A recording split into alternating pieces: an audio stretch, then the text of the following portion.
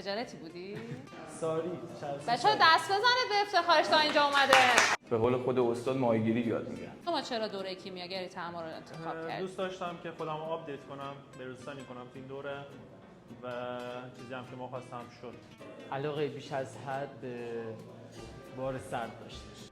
استاد و خانه میکسولوژی آشنا بودم و خودم علاقه به میشن سرد داشتم خودم انتخاب کردم. استادای دوره چطور بودن؟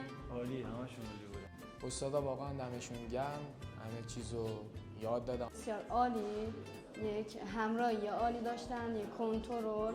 استادا واقعا درجه عالی، همه دمشون گرم. استاد عالی بودن، دورم عالی بود. عالی، همه 20. یه یادگاری برام بگو. یادگاری که میتونم بگم اینه که اگر خودتو باور داشته باشی بقیه هم باورت دارن. واسه هدفتون تلاش کنید. بدون چارچوب زندگی کنید. و شما رو دعوت میکنم به خانه میکسولوژی تشریف بیارید.